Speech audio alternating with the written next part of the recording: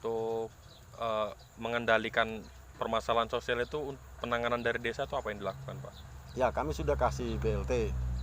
Kemudian BLT itu sampai nanti terakhir itu udah 300.000 per kakak yang terdampak. Saya kurang, Pak Sekdes nanti yang mengerti itu berapa datanya. Kemudian pasar saya tetap aktifkan walaupun 1 minggu 2 kali. Saya tidak lakukan penutupan pasar, tapi saya melakukan rapid test di pasar supaya tidak terjadi, kita bisa ada penanganan dini lah kalau di situ ada dampak. Jadi pasar desa itu tetap saya buka. Kemudian kegiatan-kegiatan yang kita lakukan, ya bagaimana caranya kita bisa buka masyarakat ini mau ada usaha-usaha rumahan. Jadi yang strateginya ke depan, nah, mudah-mudahan kita ada dana, kita mau ada usaha-usaha rumahan yang bisa bangkit lagi. Untuk strategi penanganan COVID sendiri di Desa Loduril itu, Pak, gimana, Pak? Kalau strategi kan gini, di desa itu kita bangun posko COVID, tim gugus COVID desa. Saya kebetulan selaku ketua tim gugus COVID di desa. Kemudian kita ada posko, ada daftar orang piket, RT apa segala macam. Puskesmas ikut terlibat. Jadi kita di situ ada pendatang yang baru datang, cepat kita penanganannya, ada informasi di WA group. Ada pendatang perlu diadakan rapid test atau perlu diadakan karantina mandiri dan lain sebagainya. Kita cukup preventif dan cukup proaktif untuk penanganan COVID. Makanya kami mulai dari pertama COVID ada sampai dengan sekarang tidak pernah ada yang namanya warga desa itu positif COVID. Sampai saat ini. Sampai saat ini. Saya alhamdulillah tidak ada di desa ini yang namanya positif. Reaktif iya, tapi ketika di swab negatif. Ya. Jadi kita cukup ketat untuk pendatang. Berarti penanganannya juga sudah baik Ya. sekali, Pak, di desa, Pak, ya. Kemudian untuk alokasi dana desa dari tahun ke tahun itu sebenarnya yang paling besar tuh arahnya kemana, Pak? Tadi itu ya, menurut Permendagri itu 60% ke pembangunan, 40% ke pemberdayaan. Semenjak diserang pandemi, Itu dialihkan. Jadi dialihkan dana desa itu kita buat APBD perubahan untuk BLT, bantuan langsung tunai ke warga-warga yang terdampak. yang dipotong dari dana pembangunan. Ya, dipotong dari dana pembangunan. Kemudian tadi terkait dengan penanganan COVID itu, Pak. Berarti untuk setiap desa itu apakah memang hari-hari itu ada yang mendata gitu, Pak? Di kami apabila ada warga yang masuk keluar dari desa, itu kan ada RT nanti. Ketika warga baru datang, dia lapor ke RT, RT akan lapor di WA group. Warga saya baru datang dari zona merah, kita udah sampaikan ke RT-RT. Ada yang namanya zona hitam. Zona hitam itu Jakarta, Semarang, Surabaya, Makassar, dan Banjarmasin. Kita udah tentukan ini zona hitam. Yang zona merah, daerah-daerah sekitar Jawa Timur, Jawa Tengah, dan lain sebagainya sekitar Jakarta, itu zona merah kita anggap.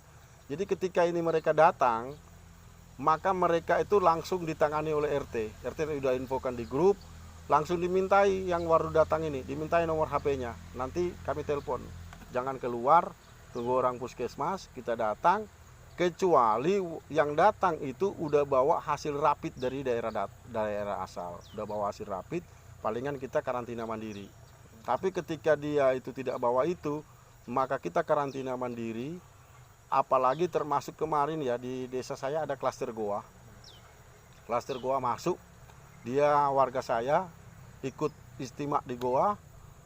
Ketika heboh bahwa klaster goa itu banyak yang positif, maka ketika dia datang langsung kami karantina. Karantina 2 minggu kami kirim ke Wisma Atlet Tenggarong. Setelah 2 minggu kami karantina lagi 1 minggu di desa. Karantina kami tanggung sembakonya selama 1 minggu.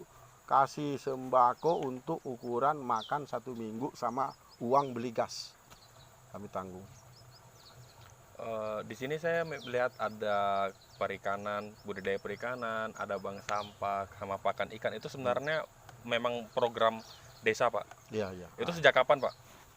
Kalau untuk perikanan udah lama ya, di sepanjang Sungai Mahakam itu kita banyak usaha budidaya perikanan. Ya. Tambak ya, Pak? Dia pakai keramba, ya, Keramba.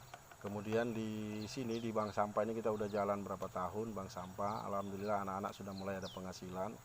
Walaupun sampai saat ini saya masih belum, baru mulai saya kerjasama dengan BUMDes, karena kemarin kita uji coba jalan ternyata cukup menjanjikan, barulah nanti kita permodalannya ke BUMDes.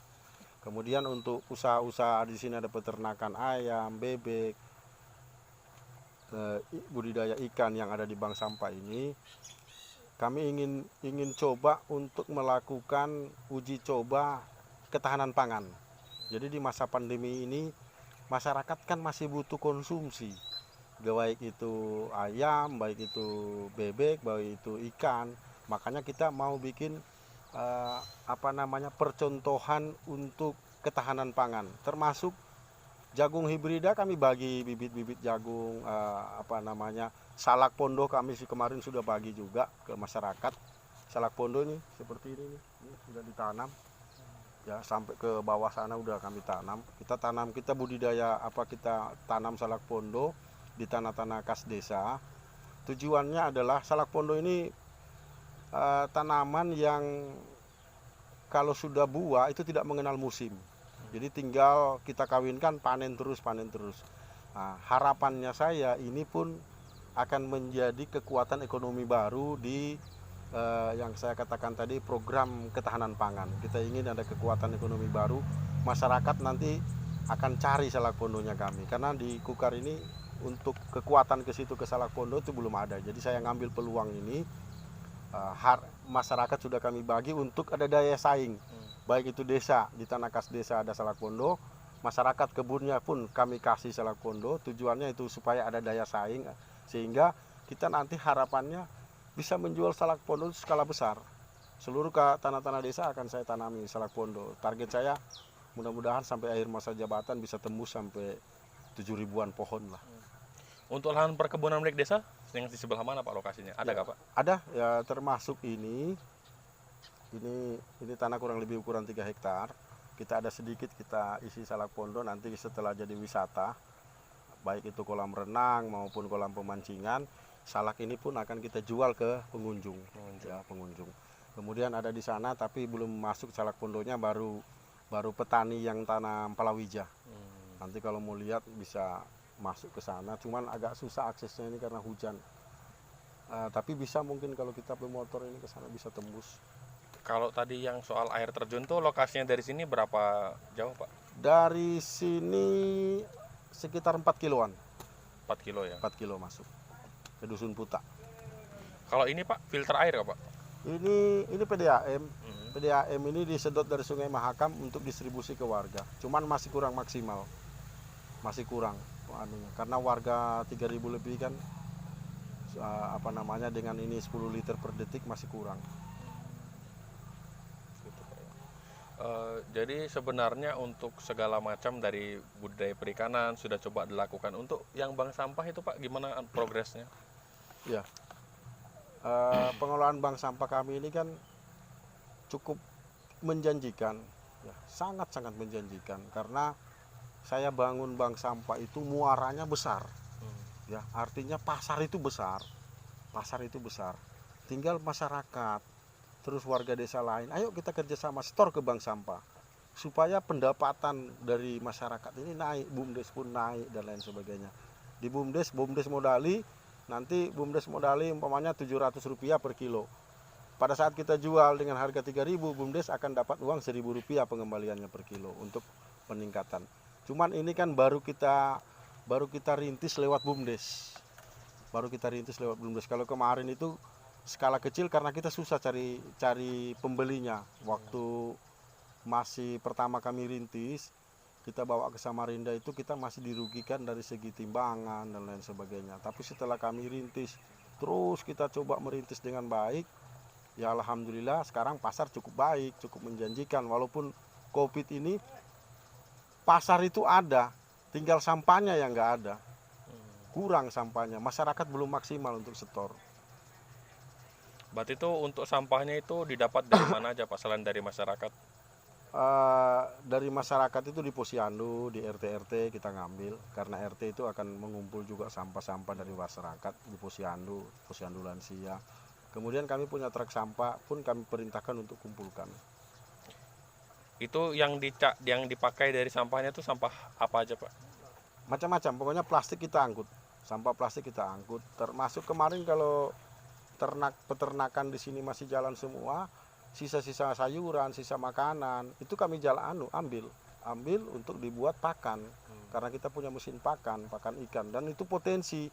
Cuman mungkin belum dikenal kah pakan ikan kami ini, sehingga orang pakan ikan, pakan ayam, orang itu masih belum beli terlalu banyak, belum kenal, orang mungkin ragu kah, atau mungkin masih belum tahu kah. Tapi kalau sudah tahu cukup besar potensinya.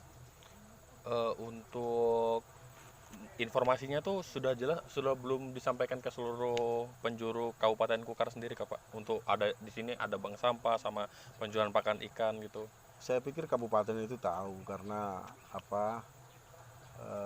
kita kan melaporkan kegiatan-kegiatan di desa, kabupaten itu pasti tahu. Cuman apakah karena ini pandemi Covid, kabupaten lagi konsentrasi ke situ, saya kurang tahu persis. Yang jelas kami ingin pengembangan ini, prinsip daripada UMKM di desa itu adalah muara. Kalau ulunya kita bangun tapi muaranya kita tidak siapkan, maka sia-sia semua program, ya. Kita mau bangun apa aja, ulunya dibangun megah tapi tidak mau keluar, ya tidak ada artinya. Tapi kalau kita udah lihat muaranya besar, bangunlah ulunya. Itu yang menjadi saya ingin intervensi kabupaten ataupun provinsi seperti itu, melihat bahwa oh ini pakan Loduri produksi, tapi kok kecil, kenapa tidak buka muaranya? Oh, udahlah aku beli untuk sumbang ke kelompok-kelompok tani, kelompok peternak, tak sumbangkan ke kelompok peternakan, bantu mereka. Daripada program itu untuk bantuan pakan dia beli di toko, kenapa tidak beli di kami? Kalau beli di toko kan orang Cina aja yang kaya. Nah, tapi kalau beli di sini bisa berproduksi dengan besar, BUMDes akan naik dengan sendirinya. Jadi bagaimana campur tangan pemerintah untuk memperbaiki ilirnya dari usaha-usaha yang ada di desa. Itu yang paling penting. Bukan sekedar membantu, tapi bentuklah ilirnya. Ya, itu berarti untuk keuntungannya itu sudah, sebenarnya kalau orang tahu ini berarti sudah sangat efisien sekali untuk desa, Pak, ya. Iya, bayangkan aja kita beli pakan Bama di toko itu 9 sampai 10 ribu. Di kami cukup dengan 6 ribu. Kurang lebih proteinnya. Hanya kami kalah kalau untuk pakan ikan, kami masih cari terobosan bagaimana caranya pakan kami itu bisa ngapung seperti pabrik-pabrik itu. Itu aja. Nah, inilah campur tangan pemerintah. Bantu hulunya, bantu ilirnya, dikasih lancar.